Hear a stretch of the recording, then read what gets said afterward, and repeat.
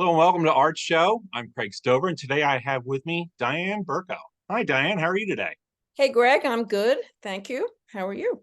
Good. I just wanted to share some images of yours just to get people an idea of some of the work that you've done over the years. So I was wondering if you could tell me a bit about some of these pieces that I've selected. This one in particular really struck me. Oh, well, thank you.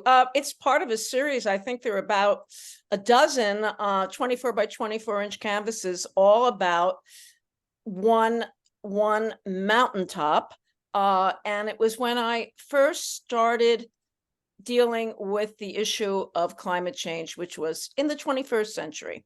Mhm. Is this mountaintop a very specific mountaintop? Do you know what it is? Is it the Matterhorn? It is. I want to. Okay. Yes, it's a very iconic mountain, and that's why I picked it. Because when I started getting interested in painting about climate change, I didn't really know how to go about doing it. And I'm a painter. So I found this book, Man and the Matterhorn, printed, I think, in like 19, I don't know, 70. Hmm. And they had these amazing images. And I decided I'm going to make 12 images of the Matterhorn because it's so iconic. It's in Disneyland. Everyone's going to know it. And they're going to think about climate change, which was sort of a lame idea, but it was my first try. And then I Well, went to as soon as I saw multiple ones, I got this from your website, I couldn't help but think of Cezanne's mountain, and yeah, you sort of attacking this mountain in the same way. I thank liked you it. for It the just comparison. worked out. The sky, the brushwork, it kind of worked. So here we go, a couple years later, and this particular, how big is this piece? This is a This bigger is a piece. very small little What study. I is it? think it's only 10 by 10. Okay. All right. So where do you grab your source materials from? Everywhere. When I first begin a project, it's a remote kind of research. I read, I find images on the internet, I buy books. And then of course the ultimate and the most it caps the whole process is to get there. In other words, to bear witness. So here we're talking about the North Pole. I really can't remember. If you can tell me the date, I can remember if I really painted it I think before this I was like went. 2010. Yeah, that's before I ever got to the Arctic Circle. Thank you. Okay.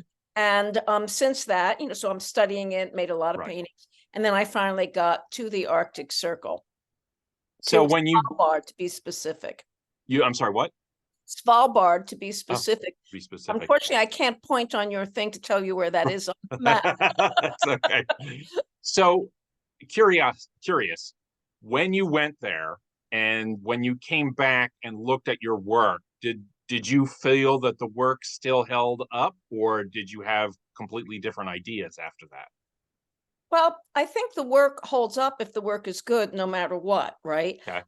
But certainly having experienced the air, walking on glaciers, talking to scientists informs the work. And so the work that came after had a different point of view, but it was continuing the same process that I go through in terms of investigating an area and dealing with the issues of climate change. Is This is just a guess, but would you say that your understanding and your views became sharper? Sharper in a experiential sense. Hmm. Did it change? Was there a radical change of any form of your work after that? Well, yes. I used other information that I got from that experience. But a radical change, my work keeps changing, Craig. I'm not what you call my work evolves. Okay. Mhm. I'm Yeah. not a single image kind of painter, and I don't keep to the same thing. So Yeah. as I get information, as I get experiences, my work does keep evolving in a very kind of organic, natural way. I Mhm. can never predict where it's going to go. It's just the curiosity they have, and the mission that I'm on about these issues that carries me forward. Well, I can see that in your with your website, one of the nice things is I can see the progression in the works. You know, you have it over time, Oh, but even yes. when you have a series there, you know, I can see that one picture kind of gives a little bit of a dictation to some of the other pictures. That You're sort of right. Thank you. Yeah, you're I guess one leads to another. yeah. And what's exciting about being an artist, I find, is really not knowing where I'm going. Isn't that the best part? Absolutely. So I Absolutely. had some specific questions about this particular picture. So the idea that you're doing these circles in the squares, is that circle a remnant from the previous picture that we saw where it was talking about the Arctic Circle, or is this something new? It seems that for quite a while, in the last 20 years, I started using this circle, and it's had many different meanings. Of course, it's universal. But you know, it's also about the microscope, the macrocosm and the microcosm. Mhm. Um, it's about the blue marble. It's about the world. So it seems to be something I use. And I have to tell you a funny story. Bob Cozzolino, who I think you know, used to be a curator at PAFA. He was at the studio a few months ago and he wanted to burrow through my drawing drawers, and he Mhm. did, and found drawings that I did in 1973 that had Mhm. circles in it. I was flabbergasted. So Uh-huh. what can I say? It's a Yeah. good device, and I think working in a square formally is also kind of more of a challenge. So I like Yeah. square format. Well, to me, I like the mark making in this. I love even though it's sort of map generated, you do have your own hand in the marks that you're making in the choosing of it. You know, even that, you know, for better or worse, the river. That's a very specific line that you have there, and I've seen those sort of jaggedy lines in your work repeated. It's nice. It's got this wonderful layering approach. It makes you, you know, this picture is good because when I walk away from it, I've got more questions than answers, right? And That's I okay. That's good. And of course, we have to both agree we're looking at a screen. This is right, an 84 by 84-inch paintings. So the nice. mark making is very palpable when you're up close. And so it has these many meanings of distance, which I think is also something I enjoy about painting, is that it does have these many levels, depending upon where you are situationally in the space. One last question on this. In this circle itself, it does look like aerial views of forestry, but Yes. maybe is that, am I seeing it correctly? You are seeing it correctly, and this is part of my Amazon rainforest series, which I started about 2 years ago. And this image and this photographs, this is collaged, and Okay. it's collage from a photographer who founded a site called Mongo Bay. And I wrote to him. I'm blocking his name, so forgive me. That's like we put it in the credits later. Rhett Butler. I remember Rhett Butler. Can you Okay. believe, how could I forget the name Rhett Butler? His name is Rhett A. Butler. And I wrote to him and I said, I'd like to use this aerial view of the Amazon rainforest in my work. And he looked at my site and said, love your work. It's a good cause. Please use it whenever you will. So indeed I did. But since I've just spent 4 weeks in the Amazon rainforest, I now have my own images that I Okay. my most recent work, but I That's have great. used this for quite a number of Yeah. paintings. So, one last question. I told you it was going to bring up more questions. Sure. This is a larger piece that you just said, and you also said it's collage. Are you printing out your own collage materials? Uh, I'm not printing them. Jeff Stockbridge, who's my printer Okay. for all my photography, is Okay. printing them. He's I get him. printing it because Yeah. that's a rather large kind of Oh a. yeah. Yeah. Yeah. Yeah. Yeah. So, speaking of printing and Oh wow. photography, Yes. um, yeah, this is a fantastic image. It's absolutely gorgeous. I love the macro and the micro together. You know that it works in this. Tell me that there's got to be a story behind this.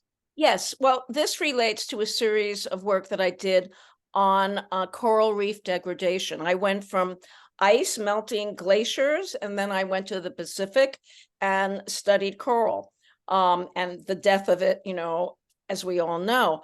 Another indication of climate change. This is from the wall, probably either Vizcaya or Coral Gables City Hall or the Bass Art Museum in Miami. This is fossil stone, coral fossil stone, which is what the Keys actually are built on. Yeah. The Florida Keys are 800,000, feet worth of fossil stone. Oh yeah, yeah. Yeah. It's funny. I just got finished watching that. Was it Life on Earth? And they were talking about the 5 major extinctions, and about at the third one, how coral really took over the whole world, and how it's we're sitting on this Exactly. gigantic bed of it all, and Yeah. how it died it off so quickly, and it. Well, what happened is I visited a quarry once I discovered this and knew I was interested in this area. And they quarried this way back where they were doing a railroad with it. Flagler was a railroad tycoon, and that's why they started covering all of Miami with this. And I've been to Miami for decades and never really thought of it that way until I looked down and was involved with coral. I said, "Oh my God, look what I did." Right there it is. That's great.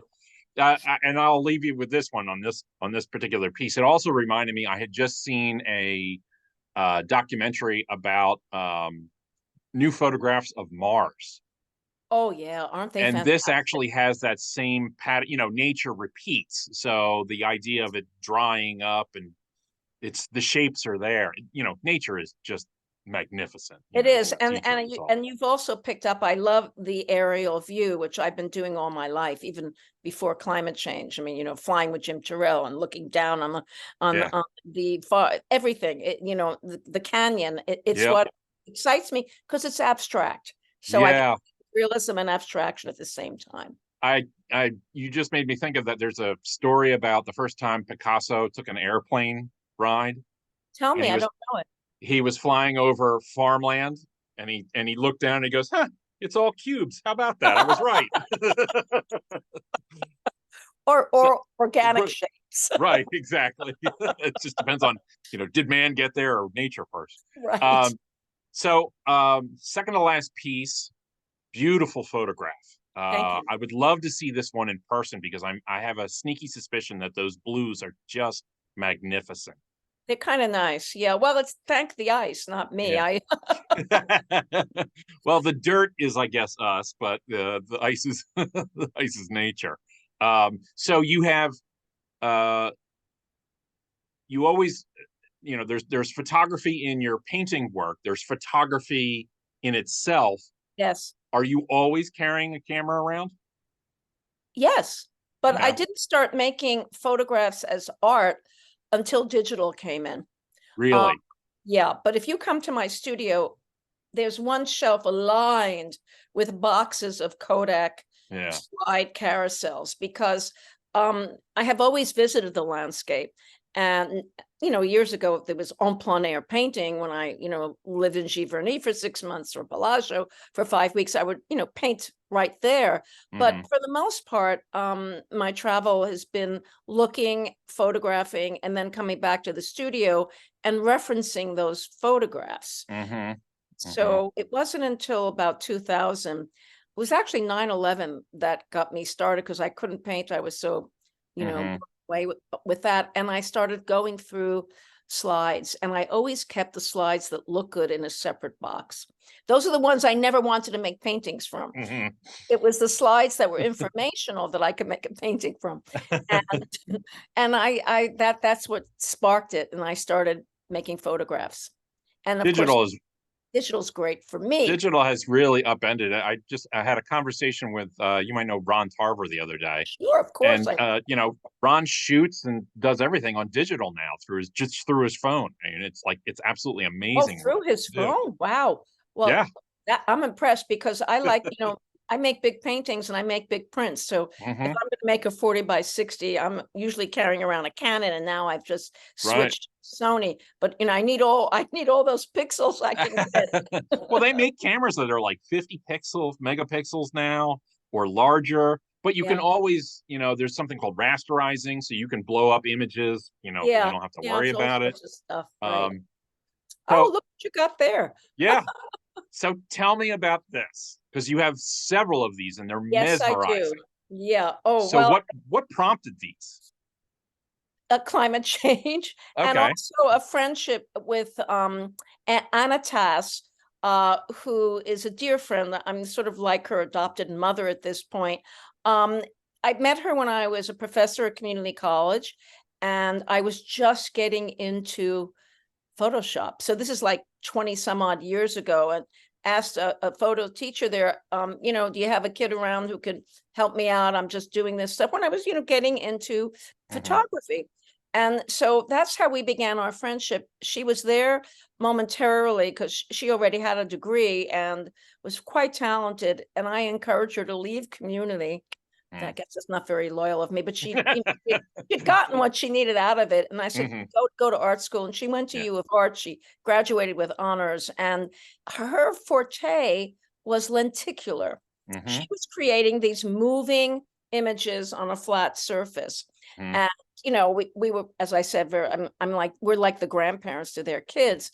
So we've always kept up a friendship. And I remember to this day, it was 2015, 16 maybe, we were in a climate change march, and I had just started working on coral reefs. And I said to Anna, Anna, I would love to collaborate with you. There must be a way that we can work together, because I'm dealing with water now and it moves, and I want to do a lenticular. And that's how our collaboration started. And we've been going on ever since. So I started with that, and then I did a series about the Amazon, and about all in lenticular. Deserts. Yeah, all lenticular. We started out small, like 15 by 15, then we did 20 by 20s, and then I did a whole series of 30 by 30s that were in my last big show at the American University Museum. So, and we're gonna get together again to do another series. I'd love to see those. So that's the current stuff. I want to start way back at the beginning. At your beginning. It's a long time away. One of the questions I love to ask is really your first exposure to art.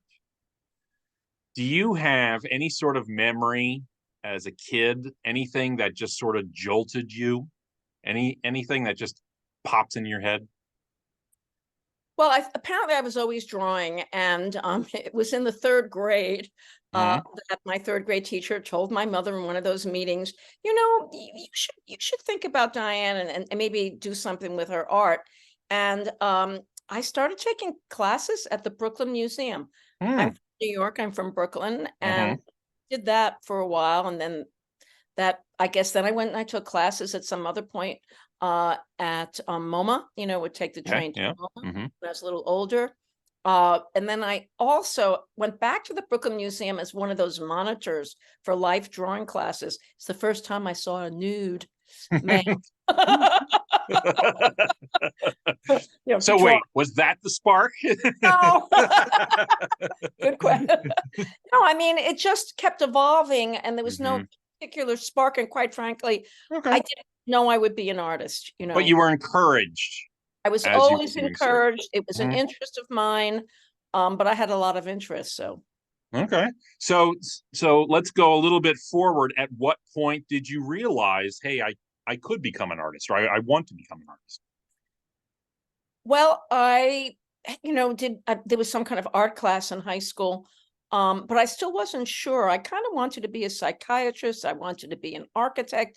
I really didn't know. And for that reason, I did know even before high school, I wanted to go to music and art. I knew about that, and my mother wouldn't let me. There were too many beatniks there. Those beatniks are now ruling the world. Yeah, I should say. Beatniks as in hippies, and then go further. But this is way back when. But I always had this art interest, and I decided to go to a school that was liberal arts rather than an art school, because I really wasn't sure. And I went to Skidmore College, small women's school in upstate New York. And that's when it happened. I excelled. I had a great mentor. And because of that, I knew by I guess my sophomore year, I'm going to be an art, because they were artists and they were from New York and they were, middle class people like I was, first generation American. And if they could be an art professor, well, maybe I could be an art professor and continue my art. So Mm-hmm. that was the start, That really. makes sense. So many people know you of the works that you've done about climate change. I just want to talk a moment about what preceded all of that. What kind of work were you making beforehand? Yeah, I would hope so, because I've been painting for 50 years. Right. Yeah, exactly. There was life before climate change. But it all relates. I mean, everything I do, is connected, as is in all our lives. And you Hmm. see that from a distance. So I went to graduate school at Penn. That's why I'm in Philadelphia. And I got into graduate school with abstract work. And they Mm. weren't even paintings. They were very large scale, um, oil stick, Mm. pastel kind of drawings, a la abstract expressionism. Hmm. Because, Hmm. these were my professors, and Hmm. Right, as the really style of the like, time. yeah, Hmm. yeah, the style at the time. And when I got there, I realized that I'm sorry about these pings, but I can't turn it off because you won't hear me. Hmm. So what I realized is everyone is drawing reality. Neil Welliver was the head of the department. So I got back to doing that, just to get my chops back, draw again, the figure, self-portraits. I actually went to Fleischer at night to do figure drawing, just to do that. And Hmm. I started doing interiors, and then that led to painting out of a car window, looking at Eastern Airlines was there. I still remember, and I photographed, see, always had my camera, Hmm. the inside of an airplane where you'd see the view outside. So it Hmm. was window in, out. And that kind of led to the landscape. It was framed at the time. Hmm. And then I did a whole series of quotes, where you would look into a car and you'd see the rear view mirror or out the open door, and you'd see a Gauguin or a Seurat or a Van Gogh painted by Burko. And I remember Red Grooms was in my studio and he said, you could do real well in New York with that stuff. Hmm. He said, but I said, yeah, but that's it. Right. I'm not doing that. Right. So yeah, that's how I got into the landscape. So I'm curious about your creative process. So you're in the studio and you're going to make a work. You're going to make something. Uh, for Hopefully. you for your process, I understand that you have an overarching theme with sort of climate change, but I want to know more specifically about, do you plan out your pictures to a T, or is there some invention to it as you go along? Yes. Okay. Yes. Hopefully. Otherwise, like I said, I'd be bored. I Okay. have to be challenged intellectually, but also aesthetically. So there's no way I want to, know exactly what I'm going to do. Now, of course, that's evolved over time. Yeah. Um, you asked about photography. There was a time what I would do is project the photograph onto the canvas. And I always used to tell my studio students, I know how to draw, but I'm also an impatient person. And if I'm going to make a canvas, that's 84 by 60 or so, I don't want to have to block it out. So, Hmm. and also I want to go right into the painting. It's not like I'm projecting and I'm drawing a linear thing. It's sort Hmm. of like I go right in, or I map things out. So in that sense, you could say, well, then you know what you're doing. But then the fun begins, because I'm not sure how I'm going to do it. Okay. I'm not a super realist, Do, clearly. do you keep a sketchbook? I used to. Um, Okay. and it's really funny. I don't anymore. I keep a camera. Uh-huh. I work with Photoshop. Um, it's funny. In this recent residency, I brought a sketchbook with me. I brought pencils with me. I said, "Oh, maybe I'll start drawing again." It just didn't No. happen. I got too distracted by other stuff. I'm But I only can laughing because draw. I totally understand that. Yeah. Good. Either that, or I find a lot of artists say the same thing, but their sketchbooks now are indecipherable. Or they like, it's almost like a personal language that they write, just to remind themselves of a certain shape or of a certain something. You have the Yeah. same thing, don't you? Yeah, I was just, it's funny because I don't know, let me see, this Right. was from my trip. I just found this, but I don't know if you could tell, but I mean, that's Hey, pretty, that's perfect, right? I'm like planning the kind of series I would do. I don't know if there's anything. Yeah, that's all there is. Would you ever show paintings along with these? Oh yeah. Actually, another thing I do and have been asked to do over the years is I show my source material. Yeah, yeah. Because what I do when I find an image that I like, I print it, put it, glue it onto a card so that when I'm painting, I'm kind of looking at it Yeah. and I change things. I draw on top of it. I'm sorry, I'm not in the studio, or I could just grab one of those and show them to you. But I have done that. I think process is really exciting, and I think for artists, it's really the most important part of being an artist, because that's when you get the high, right? When you're in that zone. When you're in the zone. So let me ask you, as one painter to another, how often is it that you're working on a painting and the painting fails, or you just have to trash it? Oh, yeah, yeah. Okay, I'll give you a great example. And if anyone's listening and wants to go to my website, there's a painting called Summer Heat. Uh-huh. I don't remember what year. It was probably 2020, I think. And it's two 42 by 42s on top of each other, then an 84 by 60 vertical, and then another 84 by 60 vertical. And I can remember this vividly. It was during the first big heat wave in Europe. And, I like maps. So the first thing I did is I had a horizontal canvas, 84 by 60, and I got this great map of Europe and, with the France and the boot and everything. And I'm doing it. And I had bands on it. It was a little abstract. And then when I stepped back and looked, I mean, it's a big painting. I said, "Oh God, this is so boring. It's just a map." Right. I put it away. I said, "That's Right. done." And then I Best laid moved plans, on. right? And the 42 by 42s were these squares next to each other also, about that. And I used an image that was iconic again of the kangaroos that were being burnt in the fire in Australia. So it's all about that. And then all of a sudden, I went back to the other painting and I decided also, instead of horizontally, let me put the two squares on top of each other. Oh, that's 84 inches. Let me go back to that 84-inch painting, took the 84, turned it vertically, and then added something to it. You got to see the whole painting. I'm sorry Yeah. about that one. That's okay. I'll check it out. I'd I like you love to. the double square. I've always been fascinated by the double square image, especially as soon as I started to really research the late Van Gogh paintings. So he did a whole bunch of those double squares at the end, and they're so tight and wonderful. Oh, So I'll have to go check that back out. and look. Yeah, there's I was, the famous one is the crows in the yeah, but is it a double square? yeah. And then he did ones with the roots that were the double squares I as well. remember They were that. just Yeah, yeah, yeah. I was a they're Van real Gogh acolyte, when I was younger, and visited all his spaces when I lived in they're France. delicious. Thank you. That's good to. I'm gonna So go. Yeah. um our time has whizzed by. I do have time for just one more question. Go ahead. Simple question. I ask everybody this question at Uh-oh. the end of these interviews. What does making art do for you? Well, I can't exist if I can't make art. Yeah, my husband will says, Diane really gets grumpy if she hasn't been in the studio for a few weeks. It's my high, it's my habit. Okay. But I do like the fact that maybe it has a little bit more meaning than just being, self-satisfying to me. I do want it to have more meaning, aesthetically, but also in terms of the issues at hand, which are so dire on all levels. Mm-hmm.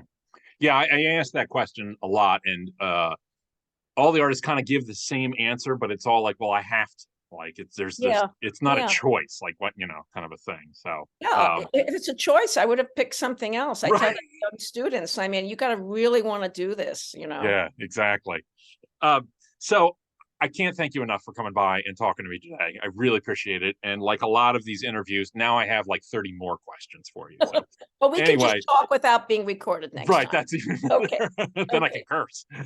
Anyway, I want to thank you so much for coming by and Very talking to me welcome. today. And I want to thank everybody who tuned in to watch Art Show today. Of course, we love it when you like, share, and subscribe because that really helps propel us forward. If you have any questions, I can always pass them on to Diane, but we love to hear it in the comment section. If you have anything to say about these videos, if you like them, if you love them, if you hate them, whatever, just put something in the comments. And if it's a question for Diane and I can't answer it, I'll just pass it along. Thank you very much for coming by today. And Diane, again, thank you. I really Very appreciate it. welcome. Take care. Take care. Bye-bye.